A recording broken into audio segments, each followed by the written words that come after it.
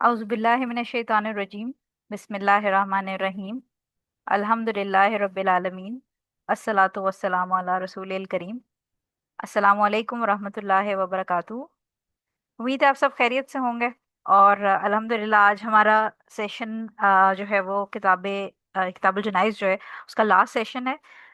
और 7 हदीस हमारी कल रह गई थी, वो इंशाल्लाह आज हम पूरी करेंगे। तकरीबन 3 वीक्स हमें लगे इस सेक्शन को ख़त्म करने में, और नेक्स्ट वीकेंड पे इंशाल्लाह इंशाल्लाह हम ज़कात वाला सेक्शन स्टार्ट कर लेंगे। तो किताबुल जनाइज़ जो है उसमें हमने कल की थी 475, यानी 450 हदीसें तकरीबन हम 475 550 योगा उर्दू में कर चुके हैं अल्हम्दुलिल्लाह। अल्लाह के शुक्र से लास्ट ईयर नवंबर में हमने स्टार्ट की थी ये क्लासेस।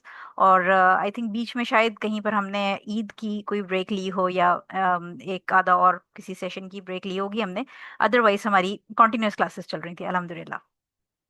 सो उस हिसाब से गुड प्रोग्रेस है। मुझे ये लगता है कि हमने अल्हम्दुलिल्लाह अच्छी स्पीड से चीज़ें कर ली हैं। ज़कात और जो हमारी फास्टिंग के जो रूलिंग्स होंगी इंशाल्लाह, वो थोड़ा सा हम आराम आराम से करेंगे। उसकी रीज़न ये है कि वो भूलती हैं और मिक्सअप होती हैं, उनमें माइनर डिटेल्स है। तो ये वाला सेक्शन क्योंकि इजी था हमने जल्दी कर लिया। आज हम 476 नंबर हदीस करेंगे।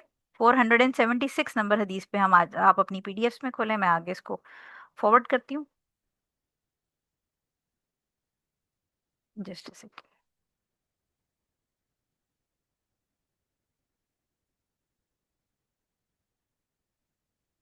ठीक है, ये हमने कल की थी वेलिंग वाली। तो आज हम 476 नंबर हदीस पे आ गए।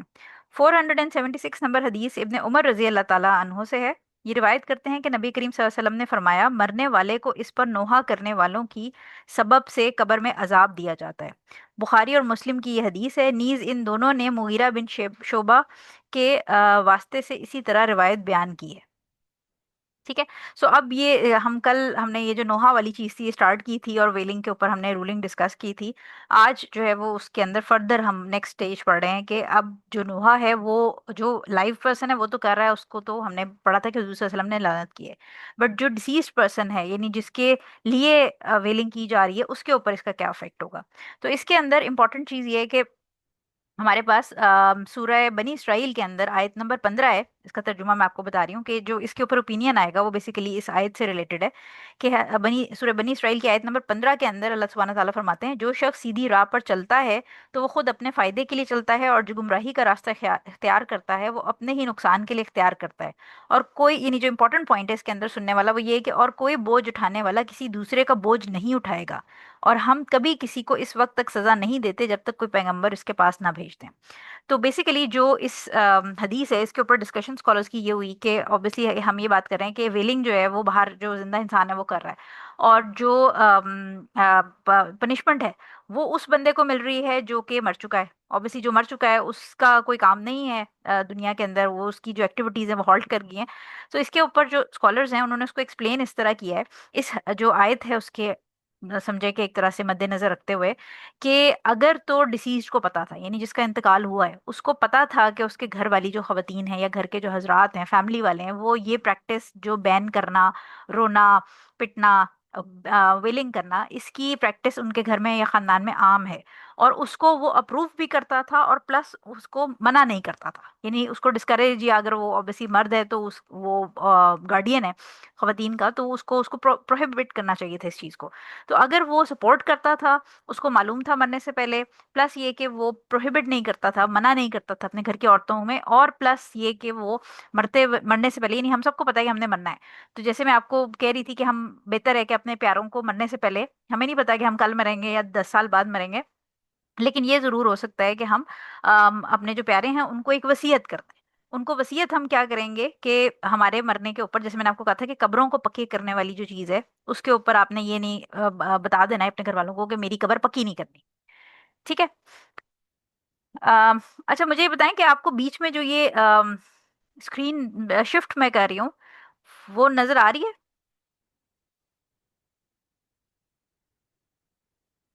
यानी सिर्फ आपको प्रेजेंटेशन नज़र आ रही है या स्क्रीन शिफ्ट भी नज़र आ रही है?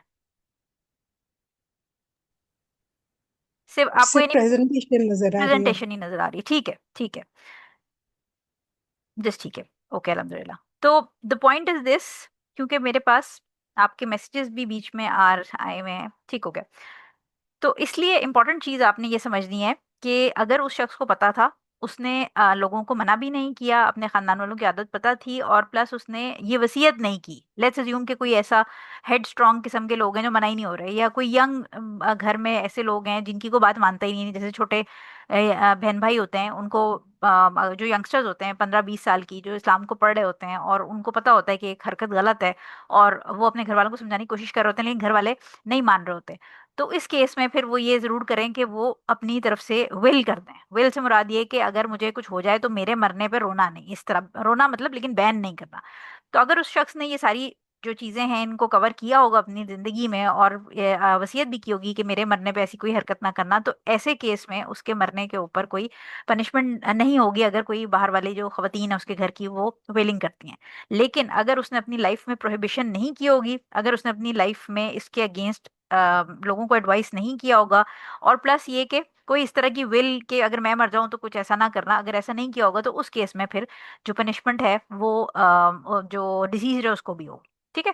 तो ये बेसिकली इस जो आयत है बनी इसराइल की, सूरह बनी इसराइल की, उसके अंडर शेडो ये आपने हदीस समझनी है। और स्कॉलर्स ने भी उसको उसके इम्पैक्ट के अंदर ही एक्सप्लेन किया है, क्योंकि कोई भी जान किसी और का बोझ नहीं उठाएगी। तो यानी अगर कोई गुनाह कर रहा है और दूसरे का उससे कोई वास्ता ही नहीं है, तो फिर उसके गुनाह का दूसरे शख्स को पनिशमेंट नहीं मिलेगी। तो इसका बैकग्राउंड यही है कि अगर वो शख्स अपनी जिंदगी में इस प्रैक्टिस को सपोर्ट नहीं करता था, मना करता था अपने घर वालों को, खानदान वालों को, और उसने कहा हुआ था कि मेरे मरने पे ऐसी हरकतें ना करना, तो फिर ऐसी केस में वो जो डिसीज है वो बरी उस जिम्मा है उनकी हरकतों के जो उसके घर वाले उसके मरने के बाद करते हैं। लेकिन अगर वो सपोर्टिव था इस सिचुएशन का, और उसने कोई एडवाइस नहीं की हुई थी अपने घर वालों को इस बारे में, तो फिर औरतों की या जो भी खानदान वाले हैं वो उसके वेलिंग के ऑब्वियसली इक्वली, मतलब उसकी पनिशमेंट उनको भी मिलेगी जो डिसीज है। ठीक हो गया। अच्छा, अब हम आ जाते हैं, ये इसके अंदर इंपॉर्टेंट यही रूलिंग थी। नेक्स्ट हदीस नंबर पे हम आ जाते हैं, 477 नंबर। 477 नंबर हमारे पास अनस रजी अल्लाह ताला अन्हो की है। अनस रजी अल्लाह ताला अन्हो, जस्ट सेकंड। अनस रजी अल्लाह ताला अन्हो जो है, उनसे ये हदीस है, और वो बयान फरमा रहे हैं कि मैंने नबी करीम सल्लल्लाहु अलैहि वसल्लम, क्या मैंने नबी करीम सल्लल्लाहु अलैहि वसल्लम की एक साहबजादी की तदफीन के मौके पर हाजिर था। यानी वो हजरत अनस रज़ी अल्लाह ताला अन्हो, जो न्यू स्टूडेंट्स हैं उनको मैं दोबारा रिमाइंड करा दूं कि ये हुजूर सल्लल्लाहु अलैहि वसल्लम के एक खादिम खास, आप समझें कि ये बड़ी यंग एज से इनकी मदर हुजूर सल्लल्लाहु अलैहि वसल्लम के पास छोड़ गई थी, और ये बड़े खादिम खास थे हुजूर सल्लल्लाहु अलैहि वसल्लम के। और उसके बाद हुजूर सल्लल्लाहु अलैहि वसल्लम ने इनकी यानी जो पर्सनल बहुत सारी चीज़ें थी, जैसे हमने जो कज़ाए हाजत वाला बाब था उसमें हजरत अनस रज़ी अल्लाह ताला अन्हो से बहुत सारी हदीसें पढ़ी थी। यानी बड़ी क्लोज इन्होंने हुजूर सल्लल्लाहु अलैहि वसल्लम के साथ जिंदगी गुजारी थी, और बहुत सारी करीबी जो बातें थी वो ये फिर इन्होंने नरेट की कि ये फला मौके पे हुजूर सल्लल्लाहु अलैहि वसल्लम ने ऐसे किया था, तो मुसलमानों को ऐसे करना चाहिए। सो ये नरेट कर रहे हैं कि हज़रत अनस रज़ी ताला अन्हु का बयान है कि मैंने नबी करीम सल्लल्लाहु अलैहि वसल्लम की एक साहबजादी की तदफीन के मौके पे हाजिर था। रसूल सल्लल्लाहु अलैहि वसल्लम कब्र के पास बैठे हुए थे, और मैंने देखा कि आप सल्लल्लाहु अलैहि वसल्लम की दोनों आंखों से आंसू जारी थे। ये बुखारी की हदीस है। और ये जो साहबजादी हैं या जिनका जिक्र हो रहा है कि कौन सी डॉटर थी, ये हज़रत उस्मान रज़ी अल्लाह ताला अन्हो की वाइफ, जो हज़रत उम्मे कुलसूम रज़ी अल्लाह ताला अन्हो थी, हुज़ूर सल्लल्लाहु अलैहि वसल्लम की बेटी, ये उनकी डेथ के टाइम की बात है। तो इससे अब क्योंकि हम नोहा वाली कैटेगरी में चल रहे हैं, हमने बात कर ली कि वेलिंग वाली औरतों के ऊपर लानत की गई है, वेलिंग करना जो है वो मना किया गया है। हज़रत उम्मे अतिया की हमने हदीस पढ़ ली थी कि उन्होंने हुज़ूर सल्लल्लाहु अलैहि वसल्लम से वादा किया था कि हम औरतें बैन नहीं किया करेंगे, वेलिंग नहीं किया करेंगे। तो उसके ही आगे कॉन्टेक्स्ट में अब अगली हदीस हमें ये शो हो रही है कि रोना जो है वो मना नहीं है। यानी रोने से मुराद ये है कि ऑब्वियसली अगर किसी की किसी प्यारे का इंतकाल हुआ है, जैसे हुजूर सल्लल्लाहु अलैहि वसल्लम की अब ये बेटी का इंतकाल हुआ, तो बाप के लिए बेटी की जो डेथ है वो, या माँ के लिए औलाद की, या किसी भी प्यारे की आपकी जो इंतकाल है खुदा ना खास्ता, वो डेफिनेटली दिल के ऊपर बहुत भारी होता है। इमोशनली इंसान एकदम से शैटर्ड हो जाता है।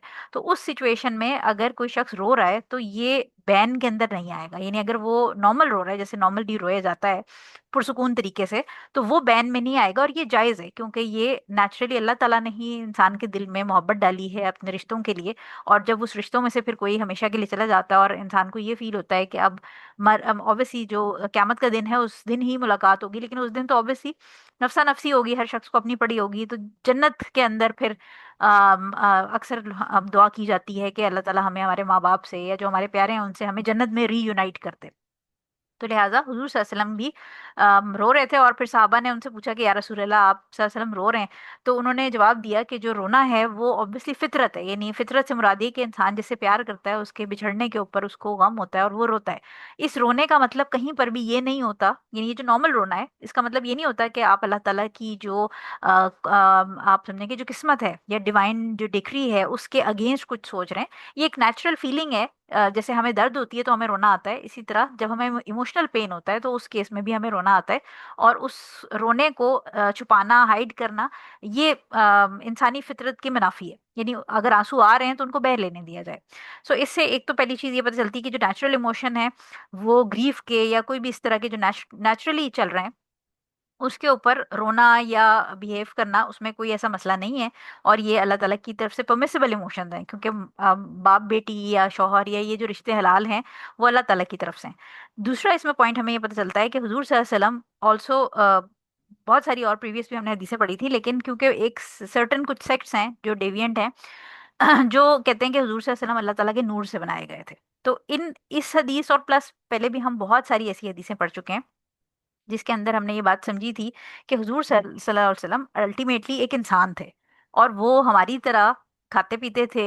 ऑब्वियसली जो हमने कज़ाए हाजत वाला बाब पढ़ा था उससे पता चलता है कि वो टॉयलेट भी यूज करते थे, वो गुसल भी करते थे, उनकी वाइफ्स थी, वाइफ्स के साथ उनका जो एक हस्बैंड वाइफ का रिलेशन होता है वो था, औलादें थी।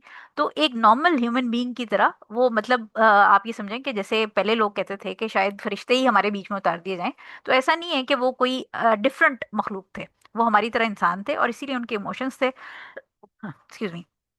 और इसीलिए उन्होंने इमोशंस जो है वो शो भी किए, क्योंकि जब वो खुश होते थे तो वो मुस्कुराते थे, खुशी एक एक्सप्रेशन करते थे।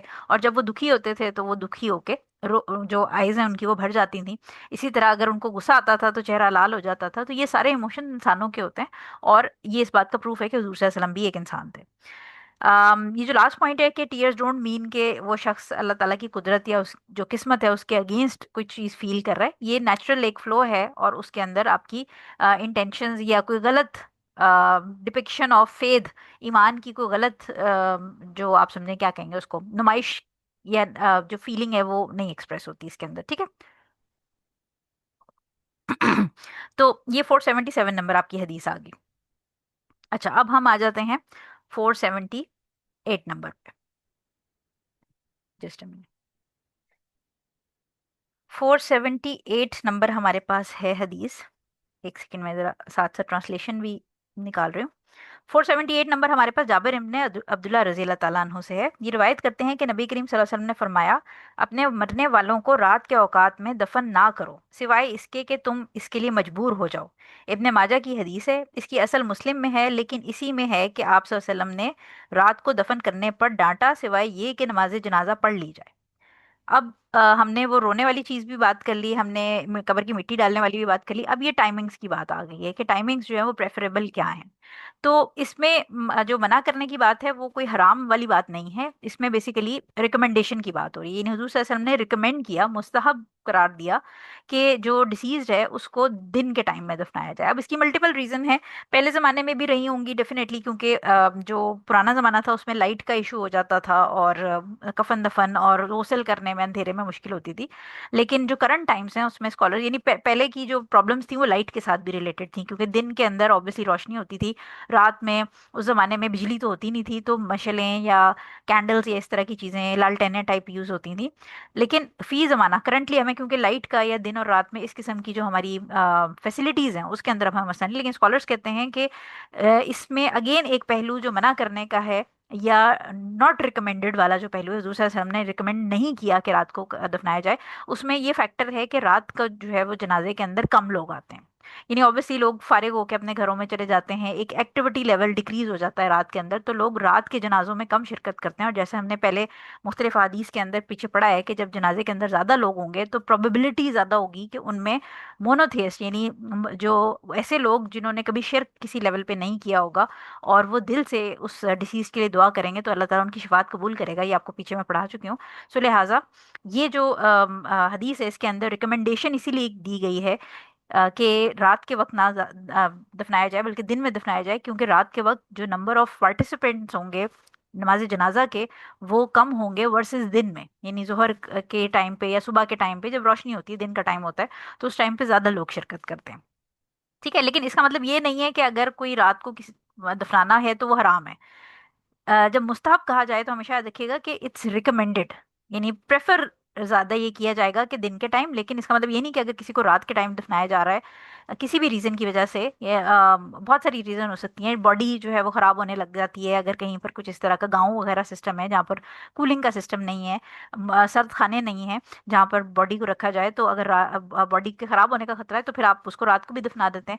और इसकी दलील हमें ये मिलती है कि परमिसिबल है, ऑल्दो के मतलब बेहतर ये है कि दिन में किया जाए, लेकिन परमिसिबल है कि हजरत फातिमा रजी अल्लाह ताला अन्हा जो थी उनको रात को दफनाया गया था। इसी तरह हुजूर सल्लल्लाहु अलैहि वसल्लम ने खुद भी कुछ सहाबा को रात के टाइम दफनाया, तो रात के टाइम दफनाना मना नहीं है, लेकिन रिकमेंडेड ये है कि मॉर्निंग या जो डे टाइम है जिसमें सूरज निकला हुआ हो, दिन के टाइम में दफनाया जाए।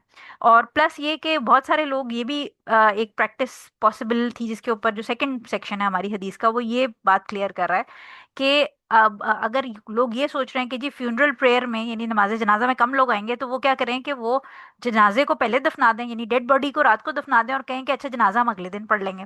तो ये भी मना किया गया है कि ऐसी हरकत नहीं करनी। अगर आपने जनाजा दिन में पढ़ लिया है तो आप, अगर और सिचुएशन इस तरह की है कि रात में दफनाना चाहें तो आप रात में दफना दें, कोई ऐसा मसला नहीं है। तो इसीलिए अगर आप इस लाइन को दोबारा पढ़ें 478 वाली लाइन को, तो 478 वाली लाइन जो है वो कह रही है कि इसी में कि आपने ये देखें, इसकी असल मुस्लिम में है, लेकिन इसी में है कि आप सल्लल्लाहु अलैहि वसल्लम ने रात को दफन करने पर डांटा सिवाय ये कि नमाज जनाजा पढ़ ली जाए। ठीक हो गया। सो नमाज जनाजा आपने पहले ही पढ़नी है, और पढ़ के और उसके बाद अगर कोई ज़रूरत है तो रात के टाइम दफना दें। किसी भी किस्म की ज़रूरत हो सकती है, किसी के आने जाने का मसला हो सकता है, कहीं से बॉडी को लेके आने में मसला हो सकता है, बॉडी डिके करने लग जाए, इस किस्म का मसला है।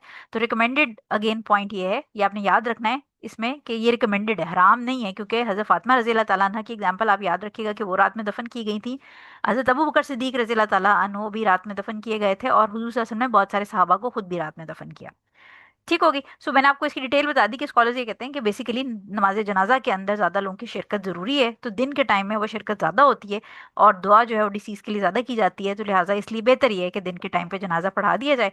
और उसके अलावा अगर कोई प्रॉब्लम है तो आप रात के टाइम दफना सकते हैं, लेकिन मैयत को पहले दफना दिया जाए और उसको फिर आप जनाजा अगले दिन पढ़ें, वो हुजूर सल्लल्लाहु अलैहि वसल्लम ने उसको डिसअप्रूव किया है। यानी मैयत को बहुत सारे लोग ये करें कि क्योंकि हुजूर सल्लल्लाहु अलैहि वसल्लम ने कहा है कि जनाजे में ज्यादा, यानी पॉइंट ये है कि जनाजे में ज्यादा लोग आएंगे तो हम कल जनाजा पढ़ लेंगे और दफना पहले देते हैं, तो ये वाली बात सही नहीं है, इसको हुजूर सल्लल्लाहु अलैहि वसल्लम ने डिसअप्रूव किया है। ठीक है, 478 नंबर हदीस हमारे पास हो गई। अब हम आ जाते हैं 479 पे।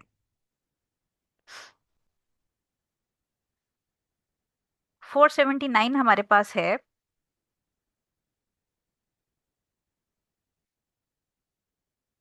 Just a second.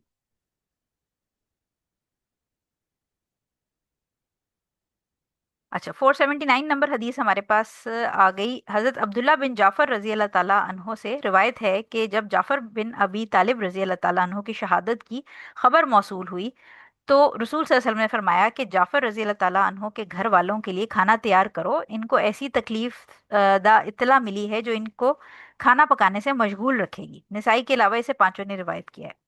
अब ये जो हदीस है ये एटिकेट्स बता रही है कि लोगों को कैसे बिहेव करना चाहिए अगर उनके इर्द गिर्द किसी घर के अंदर मौत वाक़ई हो जाए। तो हजरत जाफर रजी अल्लाह ताला अन्हो जो थे वो हुजूर सल्लल्लाहु अलैहि वसल्लम के कजन थे, और बड़े प्यारे, जैसे आप सोचने के भाइयों वाला इनका रिश्ता था। और ये बहुत टाइम पहले इस्लाम के शुरू के डेज में ही ये हिजरत कर गए थे, लेकिन जब खैबर के मौके पर, जब खैबर फतह हुआ था, तो उस वक्त ये हिजरत करके फिर उसी टाइम पे, यानी जब खैबर फतह हुआ है तो ये वापस आए थे। और हुजूर सल्लल्लाहु अलैहि वसल्लम ने उस वक्त ये कहा था कि मुझे समझ नहीं आ रही कि मैं किस चीज़ पर ज़्यादा खुश हूँ, खैबर की फतह पर ज़्यादा खुश हूँ या जाफर के वापस आने पर ज़्यादा खुश हूँ।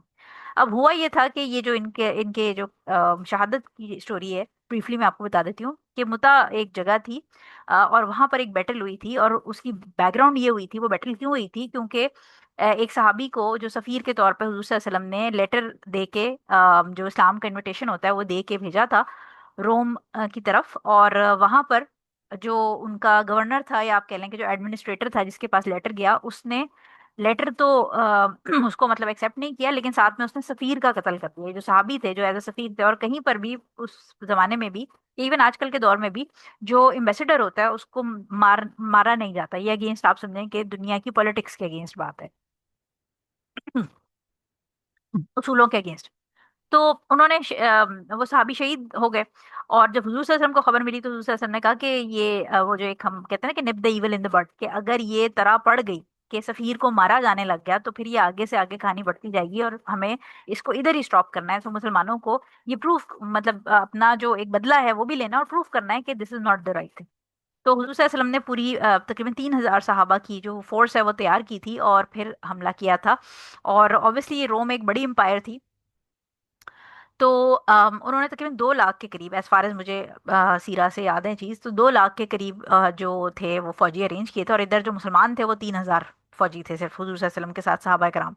सो उस सिचुएशन में जब बेसिकली हुजूर सल्लल्लाहु अलैहि वसल्लम खुद नहीं गए थे, उन्होंने भेजी थी ये बटालियन बना के पूरी। और इन्होंने हुजूर सल्लल्लाहु अलैहि वसल्लम ने तीन जो थे वो वन आफ्टर एन अदर सहाबी जो थे उनको कहा था कि फर्स्ट कमांडर इन लाइन ये हैं और अगर ये शहीद हो जाएं, यानी फर्स्ट कमांडर इन लाइन जो थे वो जैद बिन हारसा थे रजी अल्लाह ताला अन्हो।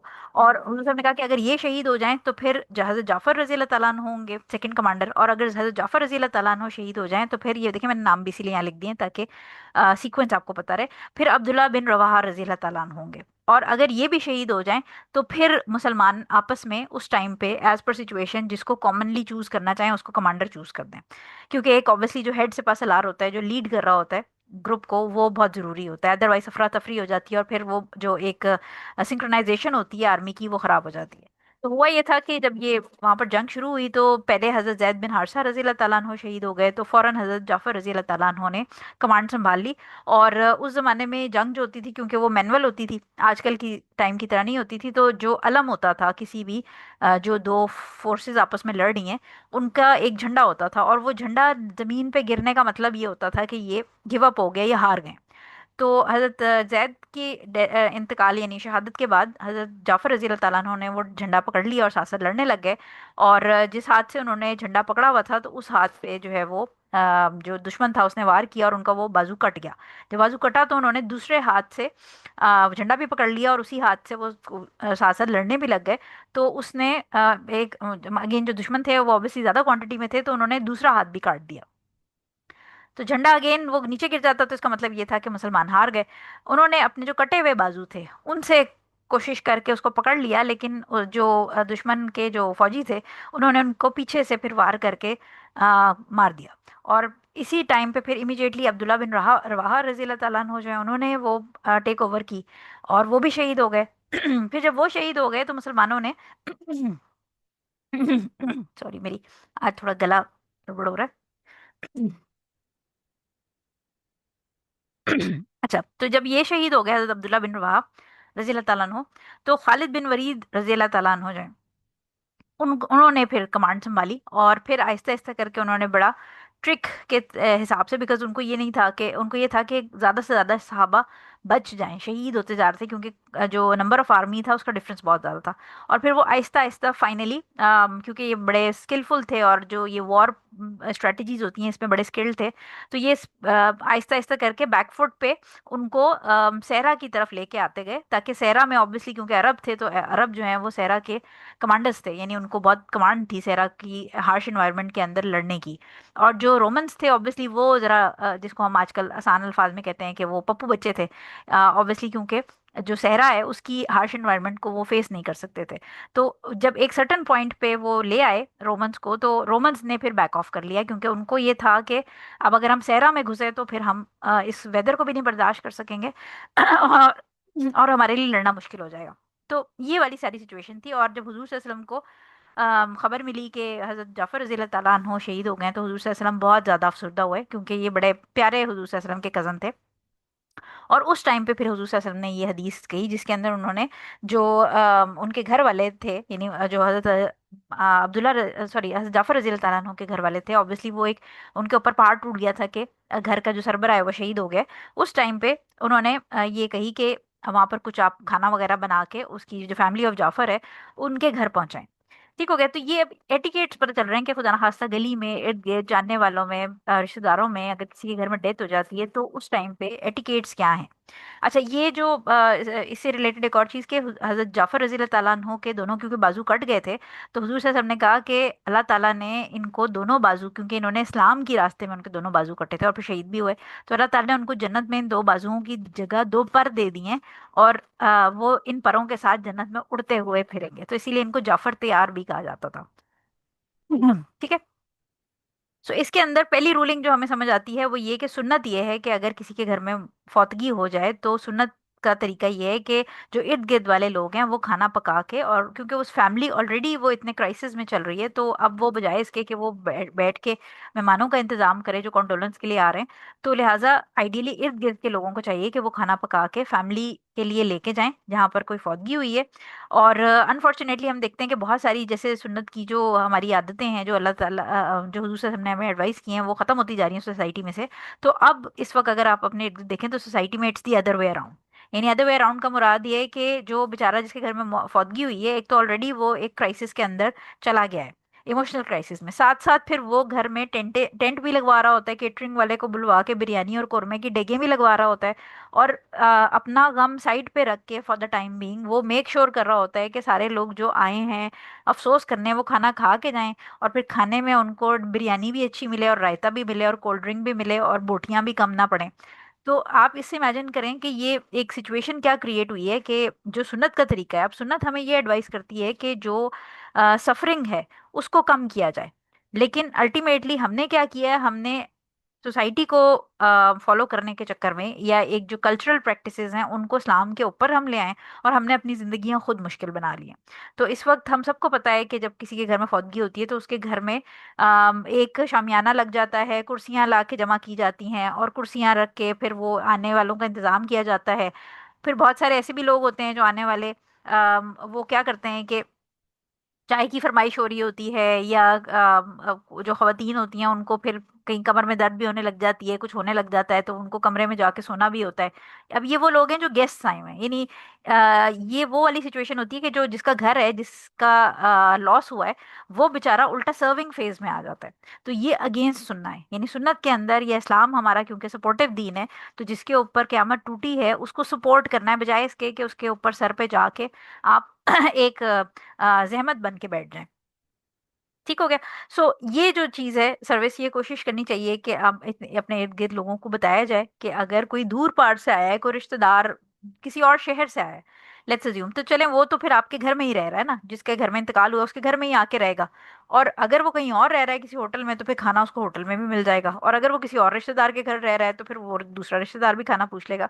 तो बेसिकली हमें इस कस्टम को एक्चुअली ब्रेक करने की कोशिश करनी चाहिए जितना हम कोशिश कर सकें, क्योंकि इससे जैसे सोसाइटी के अंदर जहेज एक लानत है, इसी तरह ये वाली जो चीज़ है कि जिसके घर में फौतगी हुई है वो बेचारा फ्रूट भी मंगा के खिला रहा है और वो बिरयानी की डेगे भी मंगा रहा है, यानी अभी मैयत का कफन दफन चल रहा होता है तो साथ ही केटरिंग वाले को फोन चला जा के और उसकी ट्रक आके और वो कनाते लगना शुरू हो जाती हैं। तो ये एक्चुअली इट्स अगेंस्ट इस्लाम। इस्लाम इस तरह की जहमतें अपने बंदों पर, मुसलमानों पर नहीं डालता। ये कल्चरल प्रैक्टिसेस हैं, और कल्चरल प्रैक्टिसेस में भी एक्चुअली अगर आप इसका बैकग्राउंड देखें तो ये हिंदुओं से इंस्पायर्ड है, क्योंकि ऑब्वियसली सब कॉन्टिनेंट में जो ये जो बुद्धिस्ट और ये सारे रिलीजन जो पहले से थे, उसमें गैर जरूरी तौर पर इंसानों के ऊपर बोझ डाले जाते हैं, और वो पुरानी जो प्रैक्टिसेस हैं वो ऑब्वियसली जो इंडिया से स्टूडेंट सुन रहे हैं उनको पता है कि हिंदुओं के बीच में इस तरह की बहुत सारी प्रैक्टिसेस हैं जो मुसलमानों ने एब्जॉर्ब करके और उसको इस्लाम का हिस्सा समझ के वो बड़े रिलीजियसली उसको फॉलो कर रहे हैं, लेकिन एक्चुअली वो इस्लाम का हिस्सा नहीं है, और वो अपनी जिंदगियां खुद ही अजाब कर रहे हैं। ठीक हो गया। तो इसके अंदर आपको बेसिकली हुजूर सल्लल्लाहु अलैहि वसल्लम ने एक शॉर्ट हदीस के अंदर ये बता दिया कि हज़रत जाफर जो रजी अल्लाह ताला अन्हु थे, उनकी फैमिली के लिए उन्होंने कहा कि खाना अरेंज किया जाए, बिकॉज वो जिस क्राइसिस से गुजर रहे हैं तो उनको अपना होश नहीं होगा। सो सिमिलरली यही चीज़ फिर हम आगे अपनी लाइफ में भी अप्लाई करें कि अगर हमारे राइट लेफ्ट में कहीं पर नेबर्स में कहीं फौतगी हो जाए रिश्तेदारों में, तो एटलीस्ट सारे रिश्तेदारों को कोशिश करके 3 दिन का, क्योंकि सोग जो है वो इस्लामिकली परमिसिबल है, तो फिर उनको कोशिश ये करनी चाहिए कि एटलीस्ट 3 दिन तक तो उनको खाना आपस में टर्न्स डिवाइड कर लें और मेक श्योर कर लें कि वहाँ उनके घर में खाना या चाय या इस तरह की चीज़ें भिजवा दें। ठीक है। और फॉर द सेक ऑफ अल्लाह करेंगे तो ऑब्वियसली अल्लाह ताला, और सुन्नत क्योंकि हमने पढ़ ली है कि सुन्नत का एक्ट है ये, तो उसका रिवॉर्ड ऑटोमेटिकली सिर्फ खाना भेजने पे नहीं मिलेगा, बल्कि भाईचारे के सिस्टम को मेंटेन करने का और सुन्नत को फॉलो करने का सवाब, ये एडेड इफेक्ट होगा इसके अंदर इंशाल्लाह। 480 हमारी थर्ड लास्ट हदीस है ये। हजरत सुलेमान बिन बुरैदा रजी अल्लाह ताला अन्हो, नहीं बल्कि सॉरी रहीमुल्लाह, हजरत सुलेमान बिन बुरैदा रहीमुल्लाह अपने वालिद से रिवायत करते हैं कि सहाबा कराम रजी अल्लाह ताला अन्हो जब कब्रिस्तान जाते तो रसूल सल्लल्लाहु अलैहि वसल्लम इनको सिखलाते कि यूं कहो। अब ये जो हदीस आ रही है, ये आपको जो मैंने ऐप शेयर किया हुआ है ग्रुप के अंदर, उसके अंदर भी विजिटिंग ग्रेव्स के जो एटिकेट्स हैं उसके अंदर ये आपको दुआ मिल जाएगी अगर आप याद करना चाहें। क्योंकि ऑब्वियसली औरतें तो जा नहीं रही, तो इसलिए अपने मर्दों को याद करा दें, हमारे याद करने का कोई फायदा नहीं है। सो बेसिकली इसके अंदर हुजूर सल्लल्लाहु अलैहि वसल्लम सिखा रहे हैं एटिकेट्स ऑफ विजिटिंग ग्रेव, यानी जब कोई शख्स कब्रिस्तान जाता है तो उसने जाके वहाँ क्या कहना है। अब वो दुआ क्या कर रहे हैं कि जब कब्रिस्तान जाए तो रसूल सल्लल्लाहु अलैहि वसल्लम उनको सिखलाते हैं कि यूं कहो, सलाम हो तुम पर ए घर वालों, मोमिनों और मुसलमानों में से हम भी इंशाल्लाह तुम्हारे साथ मिलने वाले हैं, और हम अपने और तुम्हारे लिए अल्लाह से आफियत का सवाल करते हैं। ये मुस्लिम की हदीस है, और ये दुआ है कि जब भी कोई शख्स, जो मर्द हजरात हैं, वो मुस्लिम ग्रेवयार्ड जाएं, यानी क्रिश्चियन ग्रेवयार्ड के बाहर से गुजरते हुए आपने ये दुआ नहीं करनी, क्योंकि क्रिश्चियंस के लिए या नॉन मुस्लिम्स के लिए हम रेस्ट इन पीस या उनके लिए दुआएं नहीं करते। ठीक हो गया, तो इसकी रूलिंग्स देख लेते हैं। पहली चीज तो ये कि नॉर्मली अगर आपने सुना होगा तो यही सुना है, खबरों में भी जैसे अक्सर बता रहे होते हैं कि कोई वो डेलीगेशन अगर बाहर के मुल्क से आता है और वो किसी की कब्र पे जाता है, कहीं पर शोदा की कब्र पे या कहीं पर भी जाता है, खबरों के अंदर अक्सर आपने देखा होगा, तो वो कहते हैं फातिहा पढ़ी। उन्होंने मजार पे फातिहा पढ़ी या कब्र पे जाके फातिहा पढ़ी, तो जो कब्र पे जाके फातिहा पढ़ने का कोई कॉन्सेप्ट नहीं है इस्लाम में। और मैंने आपको पहले भी ये बात बताई थी कि जिसको सूरह फातिहा का तर्जुमा आता है उसको ये बहुत अच्छी तरह पता है कि सूरह फातिहा में आप मरने वाले के लिए कुछ नहीं मांग रहे होते, आप अपने लिए और अपने ए दिन सिरातल मुस्तकीम, यानी हमें सीधे रास्ते पे चला। अब हमें में जो है वो सीधे रास्ते पे तो वही चलेगा ना जो जिंदा होगा, जो मर गया वो उसके लिए तो रास्ता ही खत्म हो गया, उसके लिए तो अब डीड्स जो है वो एंड पे आ गई, अब वो कुछ नहीं कर सकता। तो कोई कॉन्सेप्ट नहीं है जो लोग फातिहा पढ़ते हैं मजार पे जाके, कब्र पे जाके, मजार पे जाना तो खैर परमिसिबल ही नहीं है, लेकिन किसी भी ग्रेव पे जाके फातिहा पढ़ना, या इवन कॉन्डोलेंसेस के लिए भी जब कोई आता है, लेट्स अज्यूम के कोई शहर से के बाहर से या मुल्क के बाहर से 2-3 वीक्स के बाद आया है, तो वो फिर सारे इकट्ठे होके कहते हैं कि चलें जी मरहूम के लिए दुआ कर लेते हैं, और दुआ में पढ़ क्या रहे होते हैं, फातिहा पढ़ रहे होते हैं, सूरह इखलास पढ़ रहे होते हैं और फातिहा पढ़ रहे होते हैं। तो इनका कोई कॉन्सेप्ट नहीं है। जो मरहूम के लिए दुआ है वो आपको पीछे मैं पढ़ा चुकी हूँ, जो हजूर सल्लल्लाहु अलैहि वसल्लम की हदीस थी जिसमें बर्फ और ओलों वाला जिक्र था, वो वाली दुआ है। और ग्रेव यार्ड के अंदर जो दुआ पढ़नी है जाके मर्द हजरात ने, वो ये सलाम करके, और ये जो आगे दुआ है इसकी अरबी याद कर लें और वो पढ़नी है। तो फातिहा पढ़ने का कोई मकसद नहीं है किसी भी कब्र पे ऊपर जाके, और फातिहा से उस डिसीज के लिए आप दुआ नहीं कर रहे, आप अपने लिए दुआ कर रहे हैं। ठीक है, पहली चीज। दूसरी चीज ये कि इस दुआ के अंदर बेसिकली जो हम ये बात करें, दूसरा हमने जो सिखाई है वो ये सिखाई है कि हम भी इंशाल्लाह तुम्हारे साथ मिलने वाले हैं। ये नहीं, बेसिकली हमने ये पढ़ा था कि कब्र को विजिट करने का जो पर्पज है वो ये नहीं है कि आप सिर्फ अटेंडेंस लगाने जा रहे हैं, या जैसे लोगों ने ईद और जुम्मे के दिन फिक्स किए होते हैं, यानी ईद पे बड़ा रश होता है कब्रिस्तानों में, और लोग ईद मिलने अपने जो प्यारे होते हैं उनकी कब्रों पे ईद मिलने जाते हैं। तो ये इस्लाम का हिस्सा नहीं है। कोई भी नबी, हुजूर सल्लल्लाहु अलैहि वसल्लम और कोई भी सहाबी जो है वो जुम्मे के दिन या शब रात के दिन या शब मेराज के दिन या ईद वाले दिन, ये इस्लाम का हिस्सा नहीं है कि वो विजिट करने जाते थे, मिलने जाते थे स्पेशली। तो हमेशा मैंने आपको ये बात बताई है कि जो भी प्रैक्टिस अगेंस्ट द सुन्ना होगी, या जो हजूर सल्लल्लाहु अलैहि वसल्लम ने हमें नहीं सिखाई और साहबा ने उसको प्रैक्टिस नहीं किया, वो रिजेक्शन है, वो दीन का हिस्सा नहीं है। क्योंकि दीन जो है वो मुकम्मल कर दिया गया, अब दीन जो है वो उसके अंदर कोई चेंजेस की गुंजाइश नहीं है। सो लिहाजा जो ग्रेवयार्ड्स हैं उनको विजिट करने के लिए कोई डे फिक्स करना, कोई ईद, बकरा ईद, शब रात या इस किस्म की चीजें फिक्स करना, ये बिल्कुल दिस इज अगेंस्ट सुन्ना, यानी ये सुन्नत का हिस्सा नहीं है, ये लोगों की अपनी इनोवेशन है। पहली चीज। दूसरी चीज ये कि कबर को विजिट करने का मकसद, जो मैंने आपको कल दो हदीस से पॉइंट बताए थे, कि एक तो आखिरत की रगबत और दुनिया की जो मोहब्बत है उसमें कमी, ये आपका प्राइमरी एम होना चाहिए कबर को, यानी मर्द हजरात का ये एम होना चाहिए। और अगेन ये जो दुआ का सेक्शन है कि हम तुम्हें सून ज्वाइन कर लेंगे, ये उसी आखिरत की रगबत का एक सेक्शन है, कि जब हम ये दुआ करते हैं वहां पर जाके सलाम करते हैं और उनको फिर हम ये कहते हैं कि हम आपको सून ज्वाइन कर लेंगे, तो ये अपने आप को हम याद दिला रहे होते हैं, यानी उसके लिए भी दुआ कर रहे हैं और अपने लिए भी आप दुआ ये कर रहे हैं कि I have to come here again, यानी मुझे अभी मैं मिट्टी के ऊपर खड़ा हूँ, लेकिन फिर कुछ टाइम में, जो कि अल्लाह को बेहतर पता है, मैंने मिट्टी के नीचे होना है, फिर कोई और आके मेरे लिए ये दुआ कर रहा होगा। तो ये एक साइकिल है जो दुनिया खत्म होने तक चलता रहेगा। तो लिहाजा ये दुआ का जो सेक्शन है कि हम भी जल्दी आपके पास आ रहे हैं, तो ये हमें जो वहां पर खड़ा होकर रिसाइट कर रहा होगा उसको, उसके लिए रिमाइंडर है। थर्ड पॉइंट ये है कि सुन्नत का अमल नहीं है कि लोग फूल ले जाके कब्रों पर फूल चढ़ाएं।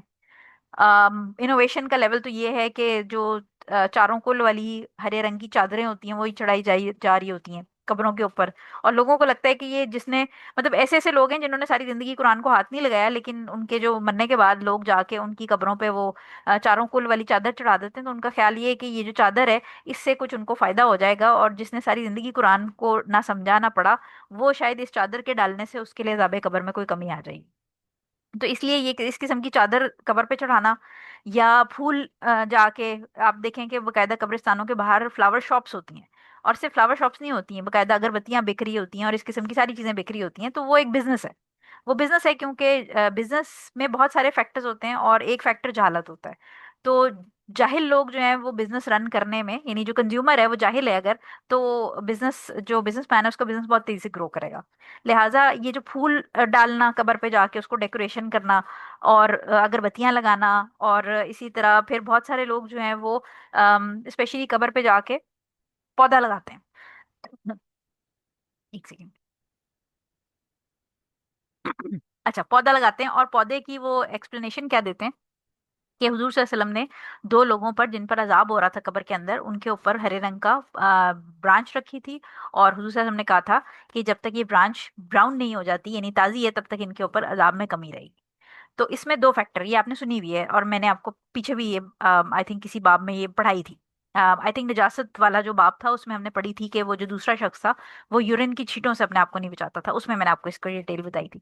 तो इसमें दो बातें याद रखें कि पहली चीज तो ये कि जो हुजूर सल्लल्लाहु अलैहि वसल्लम ने ब्रांचेस रखी थी हरी, वो स्पेशल मिरेकल था जो हुजूर सल्लल्लाहु अलैहि वसल्लम के लिए था। ये हुजूर सल्लल्लाहु अलैहि वसल्लम ने वो ब्रांचेस रखी थी, तो अजाब में कमी हुई थी, पहली बात। वो उम्मत के लिए नहीं है, वो हुजूर सल्लल्लाहु अलैहि वसल्लम के लिए स्पेशल उनका एक्ट था। अगर वो उम्मत के लिए होता तो हुजूर सल्लल्लाहु अलैहि वसल्लम साथ में एडवाइस करते कि मैं, जैसे कह देते वो कि मैं अपनी उम्मत वालों को कहता हूँ कि पौधा लगा दो। तो उन्होंने एडवाइस नहीं किया, तो लिहाजा वो जो एक्ट था ब्रांच रखने का, वो स्पेसिफिकली हुजूर सल्लल्लाहु अलैहि वसल्लम के लिए था। दूसरी बात ये कि अपने मुर्दों के लिए अच्छा गुमान रखें। ये गुमान ना रखें कि मेरा जो बाप भाई या कोई इंतकाल कर गया, माँ इंतकाल कर गई है, या खाला चाची मामी नानी दादी वटेवर, इनके ऊपर अजाब हो रहा होगा। तो अपने मुर्दों के लिए अच्छा गुमान रखना बहुत जरूरी है। तो इसलिए ये जो पार्क, सॉरी, कबर पे जाके पौधा लगाने से बेहतर है कि किसी पार्क में जाके पौधा लगा दें, और वो सदका जारिया बन जाएगा आपके लिए। तो इस इंटेंशन से कि जी कबर के अंदर जो है उसको फायदा होगा, उसकी कबर पे पौधा लगा दें, ये this is not from Islam. ये सेल्फ क्रिएटेड अजम्पशन है। ठीक हो गया। तो फोर्थ पॉइंट इसके अंदर हमारे पास ये है कि मैंने आपको बताया कि ये जो परमिसिबिलिटीज दी जा रही होती हैं और जो दुआएं होती हैं, ये ग्रेव्स के लिए होती हैं। ये आप मज़ारों पे जाने की परमिसिबिलिटी या मज़ारों पे ये रूलिंग्स नहीं रखती होती, क्योंकि मैंने आपको पहले ही बताया कि मज़ार जो है उस पे जाना ही मना है। उसकी रीजन ये भी है कि हमारे पास जो हदीस के रेफरेंसेस मौजूद हैं, उसमें इस्लाम में सिर्फ तीन जो मसाजिद हैं या तीन जो जगहें हैं, वहां पर for the sake of earning reward जाना परमिसिबल है। यानी अल्लाह ताला से कुर्बत हासिल करने के लिए और नेकी के हुसूल के लिए सिर्फ तीन जगहें हैं जहां पर जाना हदीस से साबित है, जिसकी परमिसिबिलिटी। और हुजूर साहब ने कहा कि इन तीनों के अलावा, यानी कुर्बत के लिए, अल्लाह ताला से कुर्बत हासिल करने के लिए तुम कहीं और से एक्सपेक्ट ना करो, कहीं और जाना मना है। ठीक है। तो उसमें एक जो है वो आपकी मस्जिदुल हराम है, दूसरी जो है वो आपकी मस्जिद नबवी है, और तीसरी मस्जिद अक्सा है। और हमें क्लियरली ये बात बाब मस्जिद के अंदर मैंने आपको बताई थी कि ये जो तीनों मसाजिद हैं इनके अंदर, क्योंकि जो मल्टीपल टाइम्स मल्टीप्लाई हो जाता है रिवॉर्ड एक नॉर्मल मस्जिद में नमाज पढ़ने से, तो इनकी जो बरकत है आप समझें, या इनकी जो वर्च्यूज हैं, वो हदीस से साबित हैं। और हुजूर सल्लल्लाहु अलैहि वसल्लम ने कहा कि इन तीन जगहों के अलावा तुम for the sake of pleasing Allah तुम कहीं नहीं जाओ। पढ़ने के लिए जाना है, घूमने के लिए जाना है, दुनियावी किसी मकसद के लिए जाना है अपनी, तो वो आप जाएं, ट्रेवलिंग करें। लेकिन for the sake of getting closer to Allah, इन तीन जगहों के अलावा आप कहीं नहीं जा सकते। तो इसलिए मज़ारों पे जाना फॉर द सेक ऑफ, आप अपनी कोई किसी किसी अपनी मन्नत मनवाने के लिए जा रहे होते हैं, या ये सोच के जा रहे होते हैं कि ये जो कब्र में लेटे हुए हैं, जो इंतकाल कर चुके हैं, ये शायद मुझे अल्लाह के करीब करेंगे, तो ये फॉरबिडन है।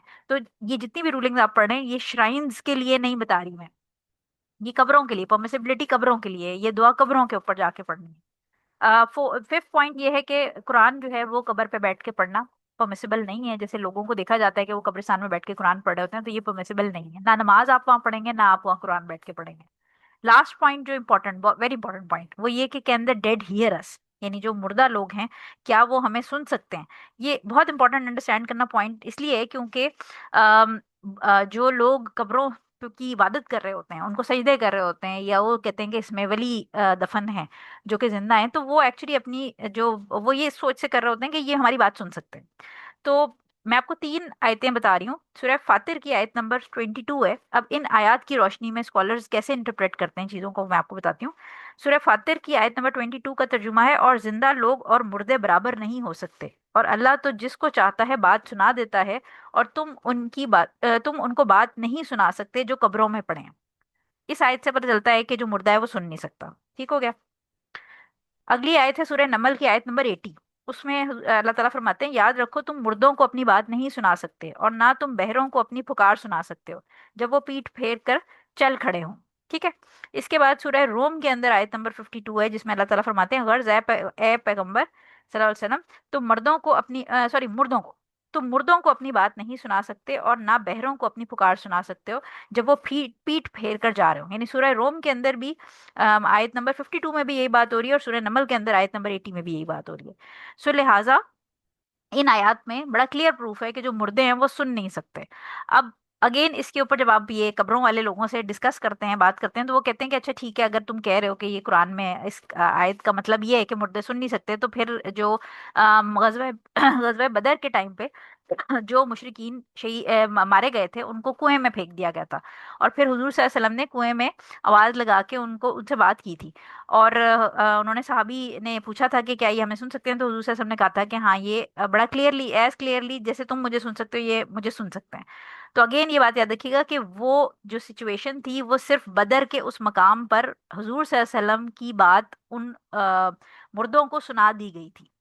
यानी वो सिचुएशन, जो मुर्दे सुन रहे थे, वो सिर्फ अल्लाह ताला ने उस सिचुएशन पे, आप जैसे समझें कि किसी का माइक ऑफ हो, और थ्रू आउट माइक ऑफ हो, और आपके पास उस माइक का कंट्रोल हो, और आप सिर्फ जब आप चाहें तो आप उसका माइक ऑन कर दें, और वो माइक पे जो बोले वो सब सुन लें, और जब आपका दिल करे तो आप माइक ऑफ कर दें। तो लिहाजा ये जो मुर्दों का माइक सिस्टम है, या उन तक माइक भी नहीं बल्कि उनके, सॉरी, उसको ईयरफोन कहेंगे, जो मुर्दों के सुनने की ईयरफोन सिस्टम है, वो अल्लाह ताला के हाथ में है। तो अल्लाह ताला जब चाहता है उनको सुना देता है। अब ये जो बदर की सिचुएशन थी, इसमें अल्लाह ताला ने, आप समझें कि उनके माइक्रोफोन ऑन किए हुए थे, और आई थिंक माइक्रोफोन ही कहते हैं, ईयरफोन, सॉरी ईयरफोन मिक्स कर गई मैं, सॉरी माइक नहीं, ईयरफोन्स, कानों में बात जा रही है। ठीक है। तो उस वक्त उन्होंने बात सुन ली।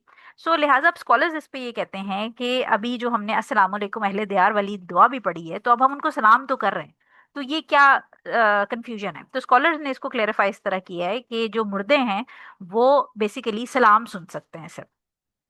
यानी जब कब्रिस्तान में जाके कोई सलाम करता है, तो मुर्दे जो हैं वो सलाम सुन सकते हैं, और इसके अलावा वो कोई और बात नहीं सुन सकते। और जो बदर की सिचुएशन है उसके अंदर वो स्पेसिफिक सिचुएशन थी, जिसमें हुजूर सल्लल्लाहु अलैहि वसल्लम ने जब उनसे बात की, उनको कुएं के अंदर सारी लाशों को डाला, और फिर जब ऊपर से उन्होंने बोला, तो मुर्दों को अल्लाह ताला ने उस मोमेंट पे वो बात सुनाई। ठीक है। अदरवाइज ये जितनी आयतें मैंने आपको पढ़ के सुनाई हैं, इनसे प्रूफ ये है कि मुर्दे बात नहीं सुन सकते। इसलिए जब हम कब्रिस्तान में जाते हैं, तो जब हम सलाम करते हैं, तो मुर्दों को सिर्फ वो सलाम सुनाई देता है, लेकिन इसके बाद अगर आप अपनी स्टोरियां बैठ के सुनाएं कि फलां की शादी हो गई और फलां के बच्चे हो गए, तो वो कब्र के अंदर जो लेटा हुआ इंसान है वो नहीं सुन सकता। ठीक है। अच्छा जी, हमारे पास सेकंड लास्ट हदीस है, 481 है, इब्ने अब्बास रजी अल्लाह ताला अन्हो से रवायत करते हैं कि रसूल सल्लल्लाहु अलैहि वसल्लम का गुजर मदीना की कब्रिस्तान पे हुआ। आप सल्लल्लाहु अलैहि वसल्लम इनकी तरफ मुतवज्जा हुए और फरमाया, ए अहले कबूर, तुम पर सलाम हो, अल्लाह हमारी और तुम्हारी मगफरत फरमाए, तुम हमारे पेशरो हो, यानी जो जो आगे चलते हैं, और हम तुम्हारे पीछे चले आ रहे हैं। यानी ऑब्वियसली जो मर गया है वो पहले लाइन में, क्यू में आगे था, तो वो पहले एंटर हो गया कब्र के अंदर, और हम पीछे लाइन में लगे हैं, तो हमारी जब बारी आएगी तो हम एंटर हो जाएंगे। इसे तिरमिजी ने रिवायत किया और हसन करार दिया। यानी ये बेसिकली थोड़े से वेरिएशन ऑफ वर्ड्स के साथ पिछली और इस हदीस के अंदर दुआ बताई गई है। तो जो घर के मर हजरात हैं वो इनमें से कोई भी याद कर सकते हैं। अब इससे रिलेटेड एक इंपॉर्टेंट पॉइंट जो मैं आपको क्लियर कर दूं कि etiquettes of visiting the grave of prophet peace be upon him. यानी ऑब्वियसली जो भी उम्रे या हज पे जा रहा है, वो मस्जिद नबी तो जाता है, और मस्जिद नबी के साथ ही हुजूर सल्लल्लाहु अलैहि वसल्लम, जो है आयशा रज़ी अल्लाह अन्हा का हुजरा था, वहां पर हुजूर सल्लल्लाहु अलैहि वसल्लम की कब्र है, रोज़ा मुबारक है। तो उसके क्या एटिकेट्स हैं? तो बेसिकली जो हुजूर सल्लल्लाहु अलैहि वसल्लम की जो कब्र है, उसके एटिकेट्स वही हैं जो नॉर्मल कब्र के हैं। यानी ऐसा नहीं है कि उसके ऊपर कोई स्पेशल आप समझें कि औरतों के लिए परमिसिबिलिटी हो जाएगी। तो पहले मैं आपको औरतों के लिए रूलिंग बता दूं कि औरतें जैसे बाकी किसी कब्र के पास नहीं जाएंगी और कब्रिस्तान में नहीं जाएंगी, इसी तरह वो हुजूर सल्लल्लाहु अलैहि वसल्लम के कब्र के पास भी नहीं जाएंगी। और हुजूर सल्लल्लाहु अलैहि वसल्लम के वहां पर मस्जिद नबी में वो किसी भी जगह पे रैंडमली बैठ के और दुरूद शरीफ पढ़े, क्योंकि हुजूर साहब ने फरमाया कि जो फरिश्ते हैं उनको फिक्स कर दिया गया है, स्पेशल ग्रुप है, फोर्स है फरिश्तों की, कि दुनिया में कहीं पर भी जब उन पे सैल्यूटेशंस भेजी जाती हैं हुजूर सल्लल्लाहु अलैहि वसल्लम पे, तो वो सैल्यूटेशंस लेके फरिश्ते हुजूर सल्लल्लाहु अलैहि वसल्लम के पास पहुंचा देते हैं। तो अब चाहे वो आप यहाँ बैठ के दुरूद शरीफ पढ़ रही हैं तो वो भी हुजूर सल्लल्लाहु अलैहि वसल्लम को पहुंच जाएगा, और आप मस्जिद नबी में बैठ के पढ़ेंगी वो भी पहुंच जाएगा। सो औरतें जो हैं वो रोजे की या जो जाली है या जो भी वो एरिया है उसके पास नहीं जाएंगी। जैसे वो नॉर्मल किसी कब्रिस्तान में नहीं जा सकती, कब्र के पास नहीं जा सकती, उस तरह वो वहां भी नहीं जाएंगी।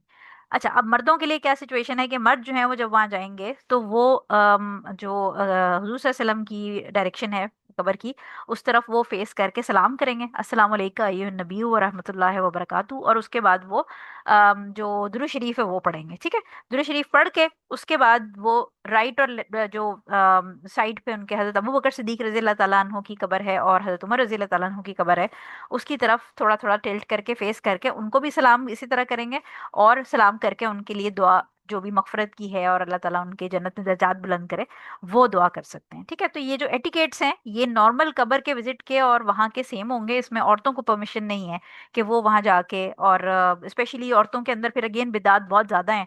तो औरतें जो है वो जाली के अंदर स्पेशली, अब तो खैर वो बड़ी रिस्ट्रिक्शंस हो गई हैं, लेकिन पहले ज़माने में वो ये करती थी कि वो अपना दुपट्टा या अपना हिजाब, अपना स्कार्फ जाली को रगड़ रगड़ के उसकी जो डस्ट, अगर थोड़ी बहुत, वैसे तो साफ सुथरी होती थी लेकिन थोड़ी सी भी कहीं से उनको डस्ट मिल जाए तो वो फील करती थी कि ये रोजे की जाली की डस्ट हम पे लग गई है तो हम ब्लेस्ड हो गए। जिसमें मैंने आपको बताया था कि काबा का जो गलाफ है वो पहले नीचे लटका होता था, तो ये औरतें ये बहुत हरकत करती थी कि ब्लेड या कैंची से उसमें से धागे काट लेती थी, और फिर उन धागों के तावीज बना के वो समझती थी कि ये काबे का जो गुलाफ है उससे उनको बरकत हासिल होगी या उससे उनकी बीमारियां ठीक हो जाएंगी। ठीक है, तो ये सारी बिदात हैं, और इसमें डिपेंड करता है कि अगर आप ये बिलीव कर रहे हैं कि वो कपड़ा आपको जो है वो दे रहा है, हीलिंग कर रहा है या आपको ब्लेस दे रहा है, तो फिर ये शिर्क के लेवल तक भी पहुंच जाती है। ठीक है, तो नबी करीम सल्लल्लाहु अलैहि वसल्लम की जो ग्रेव है उसको विजिट करने के ये बेसिक ये एटिकेट्स हैं।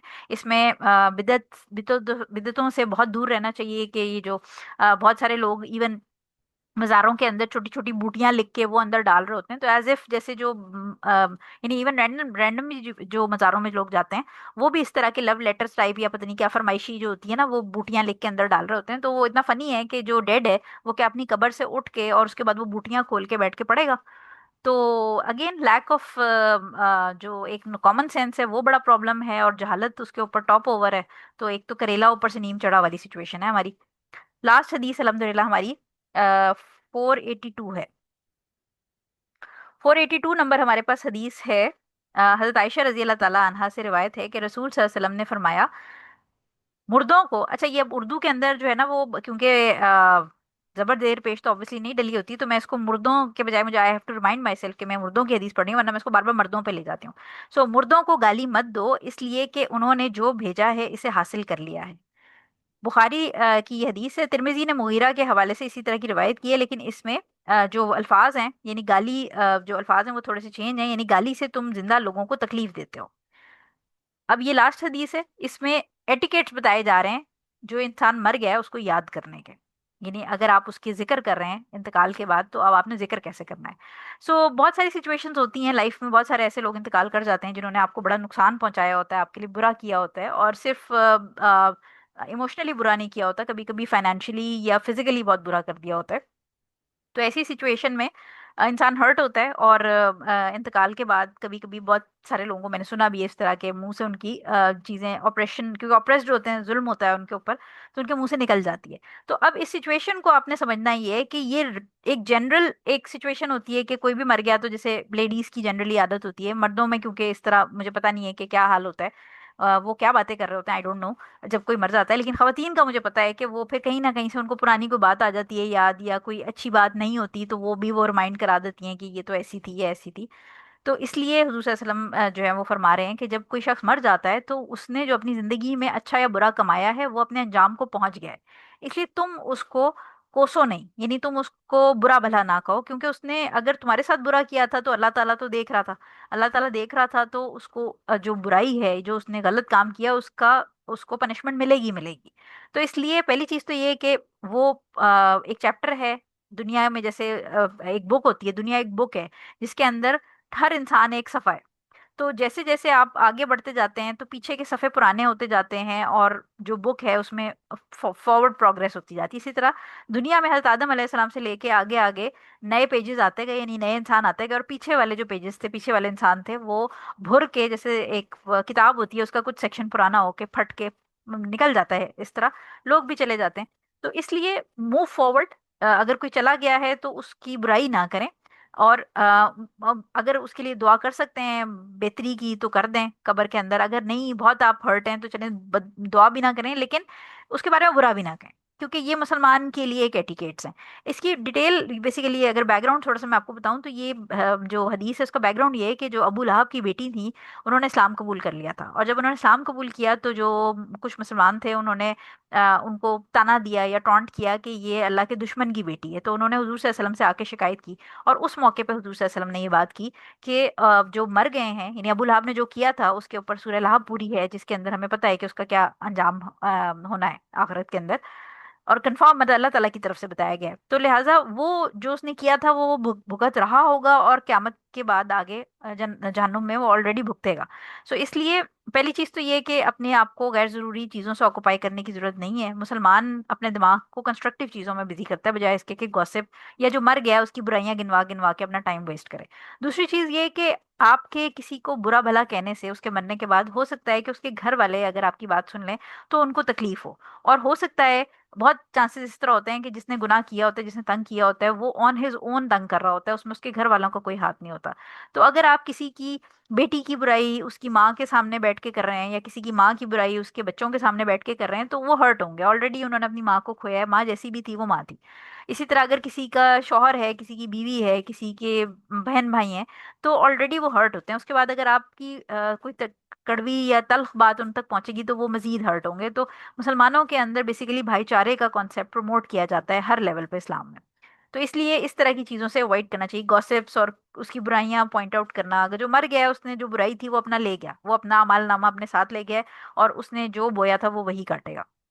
दूसरी चीज ये कि इसके अंदर इंपॉर्टेंट पॉइंट आपने याद ये रखना है कि मैंने आपको बताया कि ये एक जनरल बात है, लेकिन कहीं पर अब जैसे खुदा ना खास्ता कहीं पर ऐसा कोई पुलिस केस है जिसके अंदर किसी ने किसी का मर्डर किया, और जिसने मर्डर किया वो अब वो भी मर गया और केस चल रहा है, तो उस केस में अब जो कातिल है उसके बारे में गवाही तो देनी है, उसके बारे में सच तो बताना है। तो इस तरह की सिचुएशंस के अंदर ये हदीस एप्लीकेबल नहीं होगी, इन अ सेंस के वो जरूरत है, उस टाइम पे जरूरत है कि जो कातिल है अगर वो भी मर गया है तो अब उस वो केस चल रहा है तो आपने बताना तो है सिचुएशन, या वो मारा गया, लेट्स अज्यूम के जैसे डकैती का केस होता है, डकैती के केस में डाकू जो है वो भी मारा गया, तो इस केस में फिर या ये वाली चीज नहीं लगेगी क्योंकि आप एक एविडेंस के तौर पे बात कर रहे हैं। इसी तरह बहुत सारे डेविएंट सेक्ट के या बहुत सारे ऐसे पुराने लोग हैं, पास्ट हिस्ट्री जब हम इस्लामिक हिस्ट्री पढ़ते हैं तो उसमें ऐसे लोग हैं जिन्होंने दीन में नई नई चीजें इजाद की, जिन्होंने गुमराही, या जैसे कल हमने अमर इब्ने लुहई के बारे में पढ़ा था, ये वो लोग थे जो मर गए, ऑब्वियसली ये अपने अंजाम को पहुंच गए। या अबू लहाब था, या जो हम सीरा में अबू जहल के बारे में पढ़ते हैं, ये अपने अंजाम को पहुंच गए, लेकिन हम इनके बारे में इसलिए बात कर रहे होते हैं क्योंकि इनका नाम आगे आने वाली जनरेशन्स को पता होना चाहिए कि ये वो लोग थे। यानी आप एक समझें कि जैसे लोगों को हीरो बना के इंस्पिरेशन दी जाती है, इसी तरह विलन के बारे में बता के, जो बैड गाइज हैं उनके बारे में बता के लोगों को इबरत दिलाई जाती है कि इस्लाम के अगेंस्ट इन्होंने इतने बड़े बड़े काम किए, इतनी इनोवेशंस की, और फिर इनका ये हाल हुआ। तो लोगों को आगे तक नॉलेज प्रोवाइड करने के लिए आपको गलत क्या था और कौन था ये बताना पड़ता है।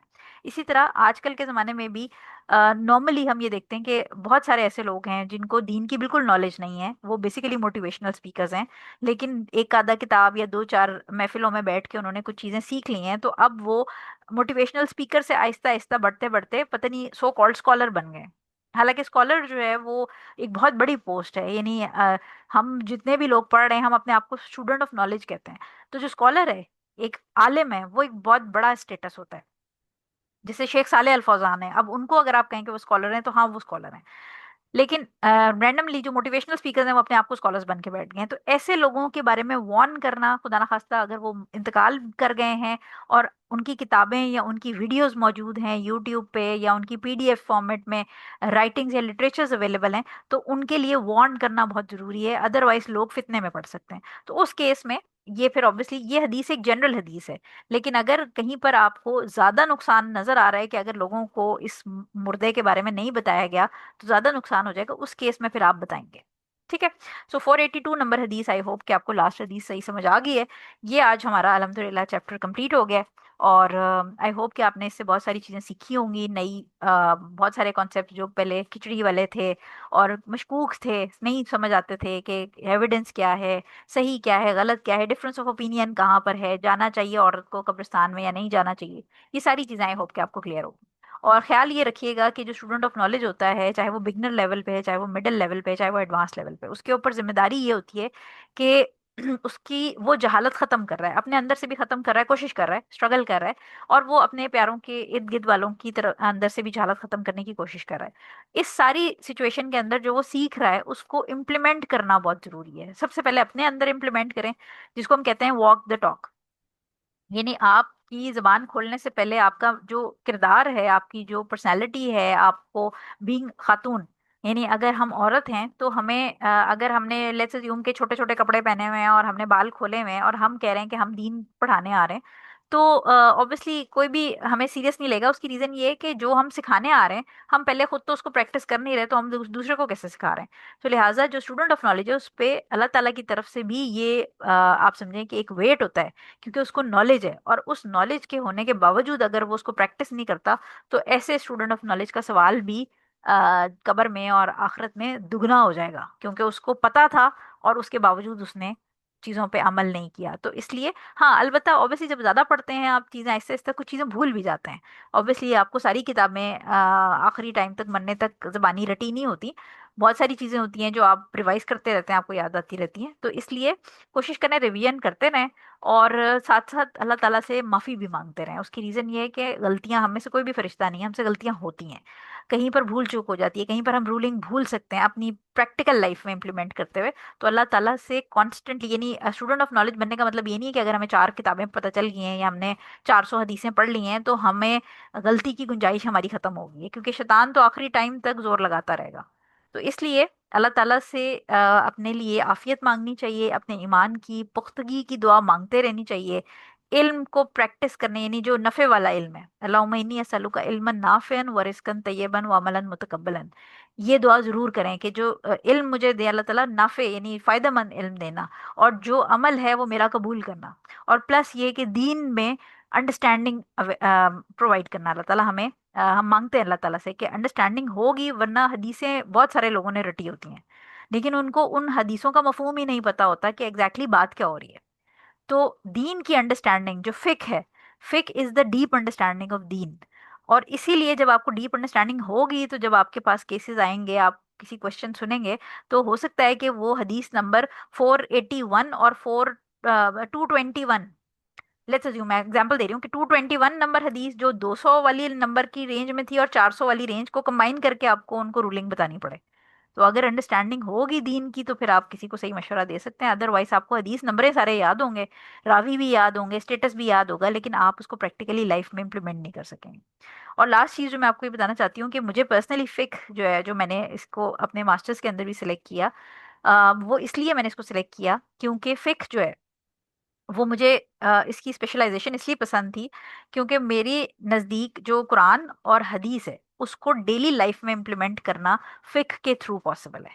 यानी अगर आपको ये जो डीप अंडरस्टैंडिंग ऑफ रिलीजन है कुरान और हदीस की, कि ये जो अल्लाह ताला ने मुझे कुरान में हुक्म दिया है और जो हदीस के अंदर हुक्म आ रहा है, इसको मैंने अपनी रोज़मर्रा की ज़िंदगी में कैसे इम्प्लीमेंट करना है, तो ये बेसिकली फिक के थ्रू आपको समझ आता है। अदरवाइज बहुत सारे लोग आपने ऐसे देखे होंगे जो तफसीर पढ़ रहे हैं, जिनकी तफसीर में बहुत ग्रिप है, लेकिन जब सूद के मसाइल या बैंकिंग के मसाइल जो हैं वो आते हैं, तो अगर उनकी फिक के अंदर अंडरस्टैंडिंग नहीं है, तो वो अपनी जो तफसीर की नॉलेज है उसको डेली लाइफ में इम्प्लीमेंट करने पे उनको मसला होता है। उनको समझ नहीं आती कि अब ये जो कंटेम्प्रेरी इश्यूज आ रहे हैं, इसमें हमने, यानी उनको पता है कि सूद हराम है, अब सूद किस किस शक्ल में आ रहा है दुनिया में इस वक्त, वो आपको फिक बताएगी कि सूद किस किस फॉर्म में अवेलेबल है और उस पर रूलिंग क्या निकलेगी। ज़कात हम इंशाल्लाह अगले हफ्ते शुरू करेंगे। तो ज़कात की जो रूलिंग है, अब कुरान तो कहता है या कि आप जो है वो ज़कात दें। हदीस से आपको पता चलता है कि ज़कात कितनी कितनी देनी है, 2.5% देनी है, इस माल पे देनी है, इस माल। लेकिन फी ज़माना इस वक्त हमारे पास जो है वो हुजूर सल्लल्लाहु अलैहि वसल्लम से जो उनके टाइम पे कमोडिटीज़ थी उससे डिफरेंट कमोडिटीज़ हैं। अब हमारे पास बिटकॉइन भी आ गया है, अब हमारे पास क्रिप्टो करेंसी है, हमारे पास पेपर मनी है, हमारे पास और बहुत सारी ऐसी चीज़ें हैं ट्रेड की और सेविंग्स की जो हुजूर सल्लल्लाहु अलैहि वसल्लम के ज़माने में नहीं थी। तो वो जो रूलिंग है ज़कात की, वो कंटेम्प्रेरी आपकी जो आपकी सेविंग्स हैं या आपने जो माल जमा किया हुआ है, किस किस्म का माल जमा किया, उस पे कैसे लगेगी। तो ये इंशाल्लाह हम फिक्ह के अंदर सीखते हैं, और इंशाल्लाह इंशाल्लाह ये किताब खत्म होने तक आई होप कि आपको बेसिक बहुत सारी चीज़ें बहुत अच्छी समझ आ जाएंगी। लेकिन ये बात याद रखिएगा कि ये सफ़र ये किताब के साथ ख़त्म नहीं होगा, ये आपका अभी सफ़र शुरू हुआ है। और जो स्टूडेंट ऑफ नॉलेज है वो आखिरी सांस तक इस सफ़र में कायम रहता है। उसकी मौत जो है वो पढ़ते पढ़ते ही होती है। तो इसलिए ये नहीं सोचना आपने कि ये 1 साल का सफ़र है कि 2 साल का, ये जब तक सांस आ रही है तब तक का सफ़र है। ठीक है। सो ये थोड़ी सी मैंने आपको मोटिवेट कर दी है, क्योंकि हमारी ये सेक्शन खत्म हुआ है। तो इंशाल्लाह अब हम नेक्स्ट सेक्शन स्टार्ट करेंगे। तो फिक इज़, आप समझें कि मेरे दिल के करीब ये बड़ी एक जो साइंसेज है, इस्लामिक साइंसेज, उसके अंदर फिक मेरा फेवरेट है। और अकीदा मुझे बहुत पसंद है। अब सीरा और खैर बाकी भी सारे पढ़ते ही हैं ऑब्वियसली, उसको पढ़े बगैर आपको चीज़ें नहीं समझ आएंगी। लेकिन आप में से जो भी बहुत दिल से चीज़ों को, इस्लाम को, रूलिंग्स को इम्प्लीमेंट करना चाहता है, वो फिर कोशिश करे कि ये चीज़ों जो पढ़ रहे हैं उसको दिल से पढ़े, अंडरस्टैंड करके पढ़े और इम्प्लीमेंट करे ज़रूर साथ में। ठीक है। क्लास वाइंड अप कर लेते हैं, 5 मिनट ऊपर हो गए। जज़ाकल्लाह खैर फॉर अटेंडिंग। सुब्हानकल्लाहुम्मा व बिहम्दिका अशहदु अल्ला इलाहा इल्ला अंता अस्तगफिरुका व अतूबु इलैक। अस्सलामु अलैकुम व रहमतुल्लाहि व बरकातुहू।